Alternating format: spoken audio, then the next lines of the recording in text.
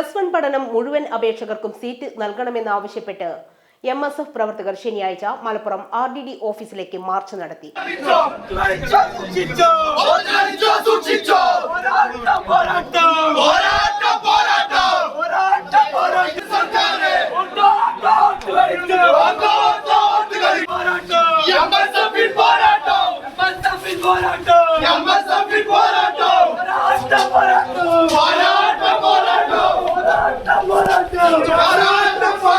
പഠിച്ച് ജയിച്ചവരെ പഠിക്ക് പുറത്താക്കരുത്, മുഴുവൻ അപേക്ഷകൾക്കും സീറ്റ് അനുവദിക്കുക തുടങ്ങിയ ആവശ്യങ്ങൾ ഉന്നയിച്ചു നടക്കുന്ന അനിശ്ചിതകാല സമരത്തിന്റെ ഭാഗമായാണ് MSF പ്രവർത്തകർ RDD ഓഫീസ് അടച്ച് പ്രതിഷേധിച്ചത്.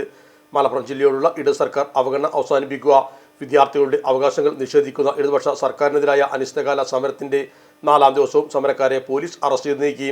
SLC പരീക്ഷയിൽ ഉന്നത വിജയം നേടിയ വിദ്യാർത്ഥികളടക്കം സീറ്റ് ലഭിക്കാതെ പുറത്തിരിക്കുമ്പോഴും സർക്കാർ തുടരുന്ന നിസ്സംഗതയ്ക്കെതിരെ സമരം ശക്തമാക്കിയിരിക്കുകയാണ് MSF ജില്ലാ കമ്മിറ്റി.